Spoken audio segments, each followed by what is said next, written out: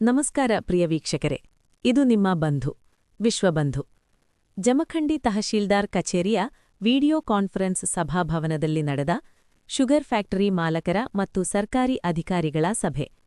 ಹೌದು ಪ್ರಿಯ ವೀಕ್ಷಕರೇ, ಕಬ್ಬು ಹಂಗಾಮಿನಲ್ಲಿ ಕಬ್ಬು ಸಾಗಿಸುದಾರರು ಒಂದು ಟ್ರ್ಯಾಕ್ಟರ್ ಇಂಜಿನಿಗೆ 3-4 ಟೇಲರ್ಗಳಿಂದ ಸಾಗಿಸುವುದನ್ನು ತಡೆಗಟ್ಟಲು ವಾಹನಗಳಲ್ಲಿ ಟೇಪ್ ರೆಕಾರ್ಡುಗಳನ್ನು ಅಳವಡಿಸಿ ಕರ್ಕಶ ಶಬ್ದ ಮಾಲಿನ್ಯವಾಡುವುದು, ಬೇರೆ ವಾಹನಗಳ ಹಾರ್ನ್ ಕೇಳದೆ ವಾಹನ ಚಲಾವಣೆ ಮಾಡುವುದನ್ನು ನಿರ್ಬಂಧಿಸುವುದು ಮತ್ತು ಕಬ್ಬು ಸಾಗಿಸುವ ವಾಹನ ರಿಫ್ಲೆಕ್ಟರ ಟೇಪ ಅಳವಡಿಸುವುದು ಹಾಗೂ ಕಾರ್ಖಾನೆಯ ಆವರಣದಲ್ಲಿರುವ ಲೋಪಗಳನ್ನು ಸರಿಪಡಿಸಲು ನಿದರ್ಶನ ನೀಡುವುದು ಹಾಗೂ ಕಬ್ಬು ಸಾಗಾಣಿಕೆದಾರರಲ್ಲಿ ಜಾಗೃತಿ ಮೂಡಿಸುವ ಕುರಿತಂತೆ ಇತರೆ ವಿಷಯಗಳನ್ನು ಚರ್ಚಿಸಲು ಸಭೆ ನಡೆಸಲಾಯಿತು.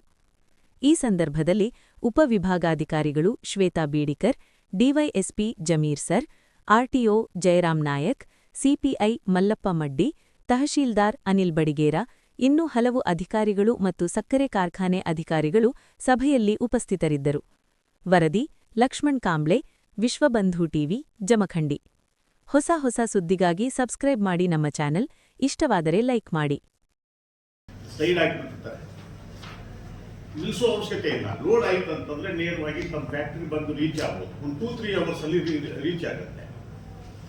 ಅವರೆಲ್ಲೋ ಇದು ಮಾಡ್ಕೊಂಡು ನಿಂತ್ಕೊಂಡಿರ್ತಾರೆ. ರೇಡಿಯಂ ಇರೋದಿಲ್ಲ. ಯಾವನೊಬ್ಬನು ಬಂದು ಹಿಂದ್ಗಡೆ ಹಿಂದಿದ್ದವನು ಹೊಡಿತಾನೆ. ಆಮೇಲೆ ಇವನು ನೋಡಿದ್ರೆ ಇವ್ನು ತಪ್ಪಲ್ಲ ಅಂತ ನಾವು ಅನ್ಕೋಬಹುದು. ಬಟ್ ಅದು ತಪ್ಪಾಗಿ ಪಾರ್ಕಿಂಗ್ ಮಾಡಿರ್ತಾರೆ. ಆಮೇಲೆ ಚಿಕ್ಕ ರಸ್ತೆಯಲ್ಲಿ ಗಾಡಿ ನಿಲ್ಸ್ಕೊಂಡು ಲೋಡ್ ಆಗಿರೋ ಗಾಡಿ ನಿಲ್ಸ್ಕೊಂಡ್ಬಿಟ್ಟಿರ್ತಾರೆ. ಇದನ್ನ ಅವಾಯ್ಡ್ ಮಾಡಿ ತಮ್ಮದೇ ಯಾಕಂತ ಈಗ ನಾವೇ ಅಧಿಕಾರಿಗಳು ನಾವು ಮಾಡ್ಬೇಕಂತದಕ್ಕಿಂತ ತಾವು ಫ್ಯಾಕ್ಟ್ರಿಯವರು ಅದ್ರ ಕೈ ಜೋಡಿಸ್ಬೇಕಾಗುತ್ತೆ. ಈಗ ನೋಡಿ, ಮೊನ್ನೆ ನಮಗೆ ಶಮೀರ್ಪಾಡಿ ದುರಂತದಲ್ಲಿ ಸುಮಾರು 47 ಗಾಡಿಗಳು ಅನಾಹುತಗೊಳ್ಳೋದು. 47 ಗಾಡಿಗೆ ಅದರಲ್ಲಿ ಥರ್ಡ್ ಪಾರ್ಟಿ ಇನ್ಶೂರೆನ್ಸ್ ಒಂದು 5-6 ಗಾಡಿ ಬಿಟ್ರೆ ಆಮೇಲೆ ಅವುಗಳ ಆದ ನಂತರ ಇನ್ಶೂರೆನ್ಸ್ ಮಾಡಿದ್ದಾರೆ ಕೆಲವು. ತಾವು ಹೇಳ್ತೀರಾ ಏನೋ ಇದು ನಾವು ವ್ಯಾಲಿಡ್ ಡಾಕ್ಯುಮೆಂಟ್ಸ್ ಇದ್ದು ನಾವು ಗಾಡಿ ಮಾತ್ರ ಎಂಟ್ರಿ ಮಾಡ್ತೀವಿ. ಇದು ಈ ಶಮೀರ್ವಾಡಿ ಫ್ಯಾಕ್ಟ್ರಿ ಏನೋ ಸಣ್ಣ ಪ್ರಮಾಣದಲ್ಲಿ ಅನಾಹುತ ಆಯಿತು, ಸರಿ. ಅದೇ ದೊಡ್ಡ ಪ್ರಮಾಣದಲ್ಲಿ ಆಗಿದ್ರೆ ಇದಕ್ಕೆ ಯಾರು ಹೊಣೆಗಾರ? ಪ್ರಶ್ನೆ ಏನಂತಂದ್ರೆ ನೀವು ಎಂಟ್ರಿ ಮಾಡ್ಕೊಂಡು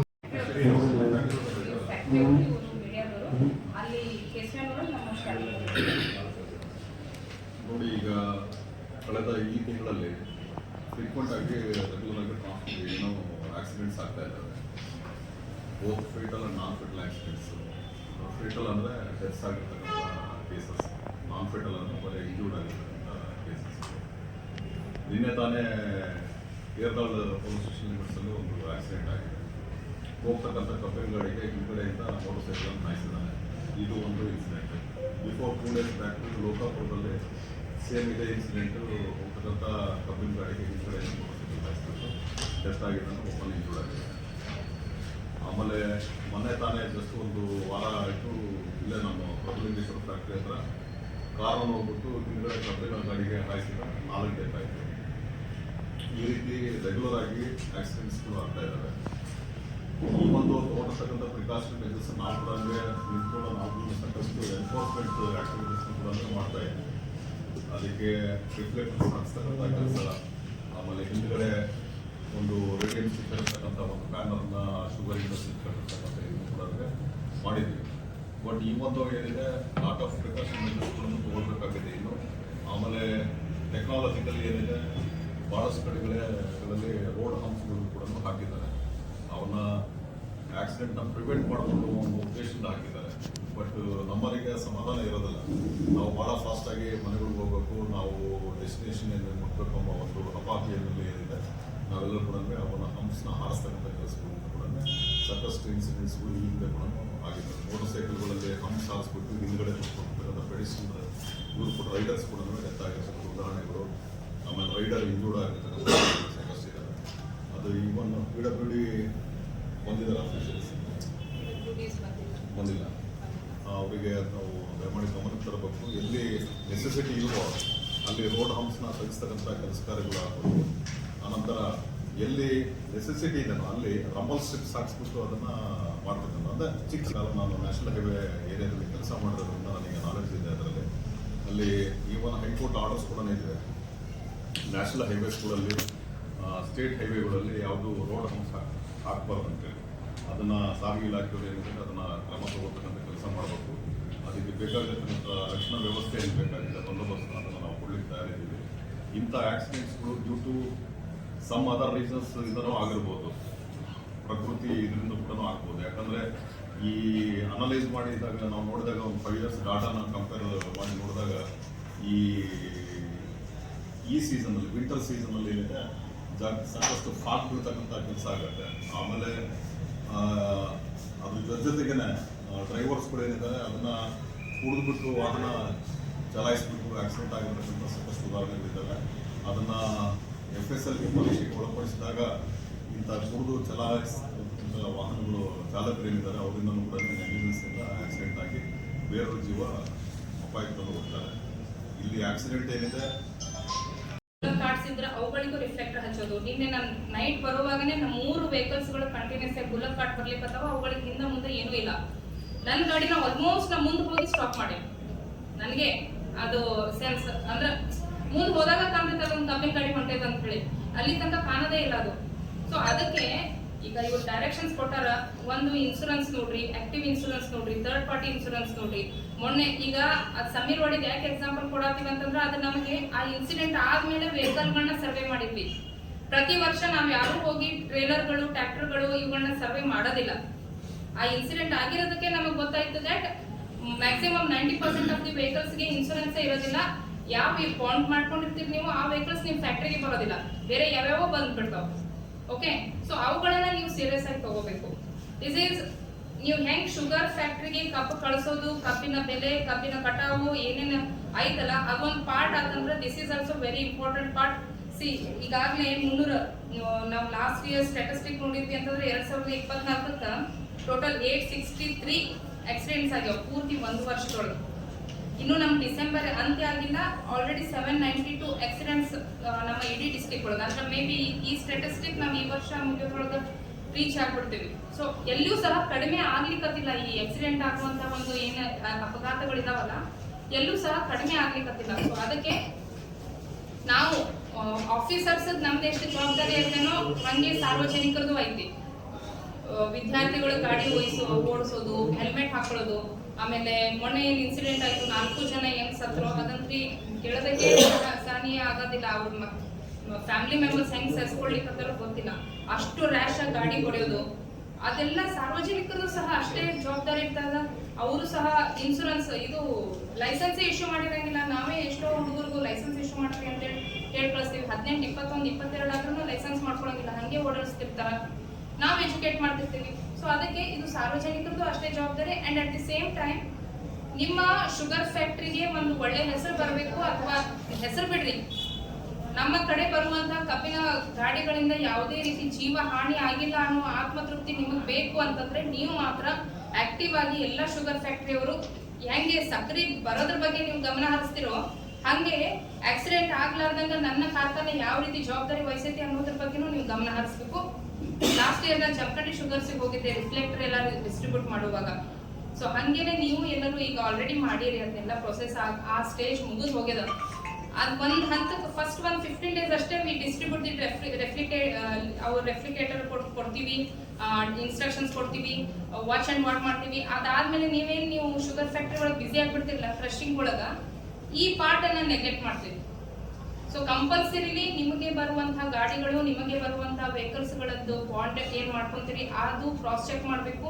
ಇವ್ರೇನು ಡ್ರಿಂಕ್ ಅಂಡ್ ಡ್ರೈವ್ ಮಾಡುವಂತಹ ಡ್ರೈವರ್ಸ್ ಇದ್ರೆ ಅವುಗಳನ್ನ ಫಸ್ಟ್ 15 days ಈಗ ಮಾಡಿ ಒಂದ್ 15 ದಿವಸ ಮಾಡಿದ್ರಿ ಅಂತಂದ್ರೆ ನನ್ನ ಕಾರ್ಖಾನೆ ಒಳಗೆ ಕುಡಿದು ಹೋಗೋರಿಗೆ ಯಾರಿಗೂ ಪ್ರವೇಶ ಇಲ್ಲ ಅಂದ್ರೆ ಅವ್ರಿಗೆ ಗೊತ್ತಾಯ್ತಂದ್ರೆ ಅವ್ರು ಕ್ರಮೇಣವಾಗಿ ಬಿಟ್ಟು ಬಿಡ್ತಾರೆ.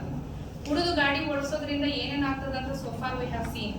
ಅಂಡ್ ಇದಕ್ಕೆ ನಾನು ಯಾಕೆ ಬಹಳ ಟೆರಿಬಲಿ ಆ ಆಕ್ಸಿಡೆಂಟ್ ಆದ್ಮೇಲೆ ಇದು ಮಾಡ್ಲೇಬೇಕು ಅಂತ ನಮ್ಗೆಲ್ಲರಿಗೂ ಯಾಕೆ ಅನ್ಸ್ತಂದ್ರ ಮತ್ತೊಂದು ಶಾಲೆ ವಿದ್ಯಾರ್ಥಿಗಳದ್ದು ಲಾಸ್ಟ್ ಇಯರ್ ಆಗಿತ್ತು ಇನ್ಸಿಡೆಂಟ್. ಸೊ ಅಂತಹವುಗಳು ನಮ್ಮ ಉಪವಿಭಾಗದೊಳಗೆ ಯಾವುದೇ ರೀತಿ ಏನು ಆಗ್ಬಾರ್ದು, ದುರ್ಘಟನೆಗಳು ಆಗ್ಬಾರ್ದು. ಇದಕ್ಕೆ ನಾವು ಅಧಿಕಾರಿಗಳು ಎಷ್ಟು ಜವಾಬ್ದಾರರು, ಸಾರ್ವಜನಿಕರು ಅಷ್ಟೇ ಜವಾಬ್ದಾರರು, ನೀವು ಸಹ ಅಷ್ಟೇ ಜವಾಬ್ದಾರರು, ಸಕ್ಕರೆ ಕಾರ್ಖಾನೆಗಳು. ಸೊ ಅದಕ್ಕೆ ದಯವಿಟ್ಟು ಎಲ್ಲ ಇನ್ಸ್ಟ್ರಕ್ಷನ್ಸ್ಗಳನ್ನ ನೀವೇ ಸುಮ್ಮನೆ ನಿಮ್ಮ ಅದೇನು ವಿಂಗ್ ಅದಲ್ಲ ಅದ್ರ ಜೊತೆ ಮಾತಾಡಿಕೊಂಡು ಇವತ್ತಿನಿಂದನೇ ಆಕ್ಟಿವ್ಲಿ ಪಾರ್ಟಿಸಿಪೇಟ್ ಮಾಡ್ರಿ. ನಿಮಗೆ ಪೊಲೀಸ್ ಇಲಾಖೆಯಿಂದ ಒಬ್ಬೊಬ್ಬ ಸಿಬ್ಬಂದಿ ಬೇಕಂದ್ರೆ ನಮ್ಮ DSP ಅವರು ಈಗಲೇ ಹೇಳ್ಯಾರ, ಸಿಬ್ಬಂದಿಗಳನ್ನ ಕೊಡ್ತೀವಿ. Hardly we are having only 7 factories.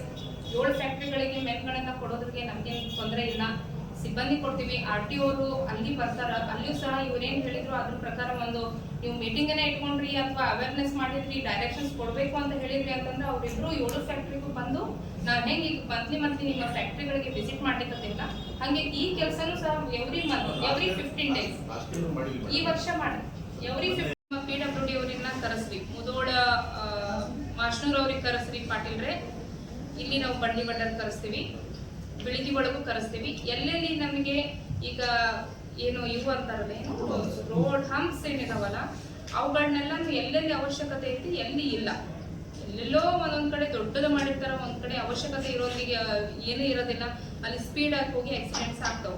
So ಅಂತಹ ಸ್ಪಾಟ್ಗಳು ಆಫೀಸರ್ಸ್ ಆಗಿ ನೀವೆಲ್ಲರೂ ಇದ್ದೀರಿ, ಮೀಡಿಯಾದವರು ಇದ್ದಾರ, ನಿಮ್ಗೆ ಎಲ್ಲಿ ಅವಶ್ಯಕತೆ ಐತಿ ಎಲ್ಲಿ ಇಲ್ಲ ಅನ್ನೋದ್ರ ಬಗ್ಗೆ ನಮ್ಗೆ ಲಿಸ್ಟ್ ಕೊಟ್ರಿ ಅಂತಂದ್ರೆ ನಾವು ಅದ್ರ ಪ್ರಕಾರ PWD ಅವ್ರಿಗೆ ಡೈರೆಕ್ಷನ್ಸ್ ಕೊಡ್ಬೋದು. ಇದು ಫಸ್ಟ್ ಪ್ರಯಾರಿಟಿ, ಫಸ್ಟ್ ವರ್ಕ್ ಇದನ್ನ ಮಾಡ್ರಿ. ರಿಫ್ಲೆಕ್ಟರ್ಗಳು ಎಲ್ಲೆಲ್ಲಿ ಕರ್ವ್ ತಗೋತಿರ್ತೀವಿ ಅಲ್ಲಿ ಸೈನೇಜ್ ಬೋರ್ಡ್ಗಳು ಇರೋದಿಲ್ಲ ಬಹಳಷ್ಟು, ಅಂದ್ರೆ ರಸ್ತೆ ಒಳಗೆ ನಾವು ಕಡ್ಡಾಯವಾಗಿ ಅನುಸರಿಸಬೇಕಾದ ಕ್ರಮಗಳೇ ರಸ್ತೆಗಳಲ್ಲಿ ಇರೋದಿಲ್ಲ, ಸೈನೇಜ್ ಬೋರ್ಡ್ಗಳಿಲ್ಲ. ಅದನ್ನ PRAD ಅವರು ನಮ್ಮ EOs ಇದ್ದಾರೆ, EOಗಳು ಅದನ್ನ ಡೈರೆಕ್ಷನ್ಸ್ ನೀವು PRAD ರಸ್ತೆಗಳಿದ್ವು ಅಂತಂದ್ರೆ ಕಂಪಲ್ಸರಿ ಕೊಡ್ಲೇಬೇಕು.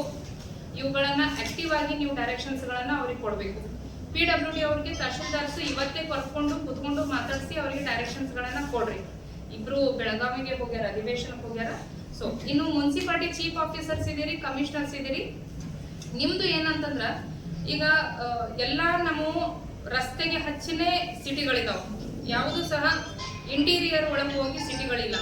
ಅಂದ್ರೆ ನಮ್ಮ ಎಲ್ಲಾ ಕಬ್ಬಿನ ಗಾಡಿಗಳು ಮುದೋಳ ಸಿಟಿ ಒಳಗಂತ್ರಿ ಮೇಜರ್ ಅದು, ಮುದೋಳದವ್ರಿಗೆ ಗೊತ್ತು. ಈಗೇನ್ ನಾವು ಲಿಂಕ್ ರೋಡ್ ಮಾಡಿವಿ, ಅಲ್ಲಿ ಒಂದ್ ಸ್ವಲ್ಪ ತಕ್ಕ ಮಟ್ಟಿಗೆ ಆಕ್ಸಿಡೆಂಟ್ಸ್ ಅಥವಾ ಏನೋ ಒಂದು ಟ್ರಾಫಿಕ್ ಕಡಿಮೆ ಆಗಿದೆ ಅಂತ ಕೇಳ್ತೀವಿ, ಬಟ್ ಅದೆಷ್ಟು ಮಟ್ಟಿಗೆ ಸುಧಾರಿಸದ ಅನ್ನೋದು ನಮ್ಗಿನ್ನೂ ಗೊತ್ತಾಗಿಲ್ಲ. ಅಲ್ಲಿನ್ನೂ ರಸ್ತೆ ಮಾಡುವ ಸ್ಥಿತಿ ಒಳಗಿರೋದ್ರಿಂದ ಕಂಪ್ಲೀಟ್ ಆಗಿ ವೆಹಿಕಲ್ಗಳು ಸಹ ಅಲ್ಲಿ ಪಾಸ್ ಆಗತ್ತಿಲ್ಲ. ಸೊ ಅಂತ ಲಿಂಕ್ ರೋಡ್ ಮಾಡಿದಾಗ್ಯೂ ಸಹ ಮುನ್ಸಿಪಾಲಿಟಿ ಕಮಿಷನರ್ಸ್ ಅದನ್ನ ಆಕ್ಟಿವ್ ಆಗಿ ನೋಡ್ಬೇಕು. ಎಲ್ಲೆಲ್ಲಿ ನಿಮಗೆ ಪೊಲೀಸ್ ಇಲಾಖೆಯವರು ಈಗಾಗಲೇ ಕ್ಯಾಮ್ರಾಸ್ ಅಳವಡಿಸ್ರಿ ಅಂತ ಹೇಳಿ ರಿಕ್ವಿಸಿಷನ್ ಕೊಟ್ಟಾರ, ನಗರಸಭೆ ಮುನ್ಸಿಪಲ್ ಜಮಖಂಡಿಗೂ ಕೊಟ್ಟಾರ, ಬಟ್ ಅದಿನ್ನೂ ಆಗಿಲ್ಲ. ನಾನು 10 ಸಲ ಹೇಳೇನಿ, ಅದಿನ್ನೂ ಆಗಿಲ್ಲ. ಕಾಸೆ ಒಳಗೆ ಇದು ಮುದೋಳ ಒಳಗೆ ಕಾಸೆ ಅವ್ರಿಗೆ ಹೇಳಿವಿ, ಅದು ಸಹ ಆಗಿಲ್ಲ. ಮುದೋಳದ್ ಮಾತಾಡಿದ್ವಿ ಕಾಸೆ, ಅದು ಸಹ ಆಗಿಲ್ಲ. ಅಲ್ಲಿ ಕ್ಯಾಮ್ರಾಸ್ ಬೇಕು ಅಂತ ಅವ್ರು ರಿಕ್ವಿಸಿಷನ್ ಕೊಟ್ಟೆ 1 ವರ್ಷದ ಮೇಲಾಯ್ತು, ಬಟ್ ಅದಿನ್ನೂ ಪ್ರೊಸೆಸ್ ಒಳಗೆ ಇಲ್ಲ. ಇನ್ನು ಎಲ್ಲೆಲ್ಲಿ ಸಿಟಿ ಸಾವಳಗಿ ದೊಡ್ಡ ಸಿಟಿ ಅದ, ಅದು ಪಂಚಾಯತಿ ವ್ಯಾಪ್ತಿ ಒಳಗೆ ಬರ್ತದ. ಹಂಗೆ ನಮಗೆ ಲೋಕಾಪುರ ಇಂಥಲ್ಲೂ ಸಹ ಮುನ್ಸಿಪಾಲಿಟಿ ಚೀಫ್ ಆಫೀಸರ್ಗಳು ಅವಶ್ಯಕತೆ ಬಿತ್ತು ಅಂದ್ರೆ ಆ ಪೊಲೀಸ್ ಆ ಕನ್ಸರ್ನ್ ಜುರಿಸ್ಡಿಕ್ಷನಲ್ ಪೊಲೀಸ್ನವ್ರ ಜೊತೆ ಮಾತಾಡ್ಕೊಂಡು ಯಾವ ರೀತಿ ನಾವು ಆಕ್ಸಿಡೆಂಟ್ ಕರ್ವ್ ಮಾಡಬೇಕು ಅನ್ನೋದ್ರ ಬಗ್ಗೆ ನೀವು ಡೈರೆಕ್ಷನ್ಸ್ ತಗೋಬೇಕು. ನಿಮ್ಮ ಊರನ್ನ ಸುರಕ್ಷಿತವಾಗಿ ಇಳಿಸ್ಕೊಳ್ಳೋ ಜವಾಬ್ದಾರಿ ಎಲ್ಲಾ ನಗರಸಭೆ ಕಮಿಷನರ್ಸ್ ಚೀಫ್ ಆಫೀಸರ್ಗಳದ್ದು. ಅಲ್ಲಿ ಆಕ್ಸಿಡೆಂಟ್ ಆಗ್ತದ ಅಂದ್ರೆ that is not because of PWD ರಸ್ತೆ, ದಟ್ ಈಸ್ ಬಿಕಾಸ್ ಆಫ್ ನಿಮ್ಮ ಊರಾಗ ನೀವು ಯಾವ ರೀತಿ ಪ್ರಿಕಾಷನ್ಸ್ ತಗೋಬೇಕು ಅನ್ನೋದನ್ನ ನೀವು ಗಮನ ಹರಿಸಬೇಕು. ಲಿಸ್ಟ್ ಮಾಡ್ರಿ, ಅವುಗಳನ್ನೆಲ್ಲ ತಗೊಂಡ್ ಬರ್ರಿ, ಮತ್ತೊಂದ್ಸಲ ಮೀಟಿಂಗ್ ಮಾಡೋಣ, ಕೋಆರ್ಡಿನೇಟ್ ಮಾಡೋಣ, ಯಾರ್ಯಾರಿಗೆ ಏನೇನು ಮಾಡಿಸ್ಬೇಕು ಆ ಕೆಲಸಗಳನ್ನ ಮಾಡಿಸೋಣ. ಯಾರು ಸಹ ಈ ವಿಷಯಗಳನ್ನ ಚರ್ಚೆನ ಮಾಡೋದಿಲ್ಲ, ಯಾರು ಸಹ ಇವು ನಮಗೆ ಸಂಬಂಧಿನ PWD ಐತಂತ ಅವರು ಮುನ್ಸಿಪಾಲಿಟಿ ಅಂತ ಅವರು ಹಿಂಗೆ ಬಿಟ್ಕೊಂತನ ಹೋಗಿ ಬಂದಿರಿ. ಸೋಫಾರ್ 1 ವರ್ಷದ ಮೇಲಾಯ್ತು. ನೆಕ್ಸ್ಟ್ ಈಗ ಫ್ಯಾಕ್ಟ್ರಿ ವಿಷಯಕ್ಕೆ ಬರ್ತೇನೆ. ಈಗ ಎಲ್ಲರೂ 3 ಜನ ಡೈರೆಕ್ಷನ್ಸ್ ಕೊಡ್ತಾರೆ ನಿಮ್ಗೆ. ರಿಫ್ಲೆಕ್ಟರ್ ಅವ್ರು ಕೊಟ್ಟರೆ ಟ್ರಾಕ್ಟರ್ ಬೇರೆ ಇರ್ತೈತಿ, ಅದಕ್ಕೆ ಡಾಕ್ಯುಮೆಂಟ್ ಇನ್ಸೂರೆನ್ಸ್ ಇರುವುದೇ ಇಲ್ಲ. ಬೇರೆ ಏನಾರು ಆಗಿ ಹೋಗಿ ಫಿಟ್ನೆಸ್ ಏನಾರು ಆಗಿರಲಿ, ಅಟ್ಲೀಸ್ಟ್ ಇನ್ಸೂರೆನ್ಸ್ ಅಂದ್ರೆ ಇದ್ರೂ ಕೂಡ ಏನಾರು ಅನಾಹುತಗಳಾದಾಗಿ ಅವ್ರಿಗೆ ನಾವು ಆ ಕುಟುಂಬಕ್ಕೆ ಏನಾದ್ರು ಕೊಡ್ಬೋದು. ಅದು ಕೂಡ ಇರೋಂಗಿಲ್ಲ. ನೀವು ಹೆಂಗೆ ವೆರಿಫೈ ಮಾಡ್ತೀರಿ? ನಿಮ್ಮ ಹತ್ರ ಯಾವಾಗ ನೀವು ಅವ್ರೊಟ್ಟಿಗೆ ಒಂದು ಬಾಂಡ್ ಮಾಡ್ಕೋತೀರಿ, ಆ ಟೈಮಲ್ಲಿ ಅವ್ರು ನಂಬರ್ ಹಾಕಿ ಕೊಡ್ತಾರೆ, ಅದು ವೆರಿಫೈ ಮಾಡುವಂಥ ಅದೇ ಬಂದಿದ್ದಿಲ್ಲ ಅಂತ ನೋಡೋದಿಲ್ಲ. ಫ್ಯಾಕ್ಟ್ರಿ ಸ್ಟಾರ್ಟ್ ಆಗ್ತದೆ ಮುಂಚೆ ಮೊದಲನೇ ಮೀಟಿಂಗ್ ಮಾಡ್ತಾರೆ, ಗೊತ್ತಲ್ಲ, ಪ್ರತಿಯೊಂದು ಮೀಟಿಂಗ್ ಅಟೆಂಡ್ ಮಾಡ್ತಾರೆ, ಏನು ಮಾಡಬೇಕು ಅಂತ ಹೇಳ್ತಾರೆ, ನೀವು ಎಂಥದ್ದು ಮಾಡೋದಿಲ್ಲ. ಎತ್ತಿನ ಗಾಡಿಗೆ ಈಗ ಸರ್ ಹೇಳಿದ್ರು, ಹಾಂ ಹಿಂದ್ಗಡೆ ಕಟ್ಟಬೇಕು ಮತ್ತು ಮುಂದ್ಗಡೆನೂ ಬೇಕು. ಮುಂದ್ಗಡೆ ಆರಾಮ್ಸೆ ಕಟ್ಬೋದು, ಹಿಂದ್ಗಡೆ ತೊಂದರೆ ಆಗ್ತದೆ ಅಂತ. ಕಬ್ಬು ಹಾಕಿರ್ತಿರಲ್ಲ, ಅದಕ್ಕೆ ಒಂದು ರೌಂಡ್ ಸುತ್ತಿ ಬಿಟ್ಟರೆ ಸಾಕು, ಏನು ತೊಂದರೆ ಇಲ್ಲ, ಅದ್ರ ಕಟ್ಟಾಗುತ್ತೆ. ಎರಡನೇದು ಇನ್ನೂ ನೀವು ಈಸಿ ಮಾಡಬೇಕಂದ್ರೆ ಅವ್ರ ಎತ್ತುಗಳಿಗೆ ಕೋಡ್ ಇದಲ್ಲ, ಕೋಡ್ಗಳಿಗೆ ಒಂದು 3 ರಿಂಗ್ ಕಟ್ ಮಾಡಿಬಿಟ್ರೆ ಸಾಕು, ಶೈನ್ ಆಗ್ತದೆ. ಅದು ಅದು ಸ್ವಲ್ಪ ಆಕ್ಸಿಡೆಂಟ್ ಅವಾಯ್ಡ್ ಮಾಡೋಕ್ಕೆ ಅನುಕೂಲ ಆಗ್ತದೆ. ಟ್ರ್ಯಾಕ್ಟರ್ಗಳಲ್ಲಿ ಹಿಂದ್ಗಡೆ ಇರ್ತಕ್ಕಂಥ ಡಂಪರ್ಸ್ ಕಟ್ಟಿಸ್ಬೇಕು. ಅವ್ರಿಗೆ ನೀವು ಹೇಳಬೇಕು ಏನಂತಂದ್ರೆ ಗಾಡಿ ಏನಾದರೂ ಬ್ರೇಕ್ ಡೌನ್ ಆದರೆ ರಸ್ತೆ ಮೇಲೆ ನಿಲ್ಲಿಸ್ಕೊಂಡು ಹೋಗ್ತಾರೆ. ರಾತ್ರಿ ಹೊತ್ತಲ್ಲಿ ಮೊನ್ನೆ ನೈಟ್ ನಾವು ಗದಗ ಹೋಗ್ತಿರ್ಬೇಕಾದ್ರೆ ಒಂದು 3 ಗಾಡಿಗಳು ರಸ್ತೆ ಸೆಂಟ್ರಲ್ಲಿ ನಿಂತಿಸ್ತಾರಲ್ಲ, ಯಾರು ನಿಂತಿಲ್ಲ ಅವ್ರಿಗೆ, ಅವು ಕಾಣೋದೇ ಇಲ್ಲ. ಎಂಥದ್ದು ಕಾಣೋದಿಲ್ಲ. ಹಾಂ, ಕೆಲವೊಂದು ಟ್ರ್ಯಾಕ್ಟರ್ ಇರ್ತದೆ, ನೀವು ಅದು ಯಾವುದೂ ನೋಡಂಗಿಲ್ಲ. ನಿಮ್ಮಲ್ಲಿ ಟ್ರ್ಯಾಕ್ಟರ್ ಒಳಗಡೆ ಬರುತ್ತೆ. ಟ್ರ್ಯಾಕ್ಟರ್ಗೆ ಹೊರಗಡೆ ಹೋಗುವಾಗ ನೀವೆಲ್ಲ ಚೆಕ್ ಮಾಡಿ ಕಳಿಸ್ಬೋದಲ್ಲ ಅವ್ರಿಗೆ. ಯಾಕೆ ಹೇಳೋದಿಲ್ಲ?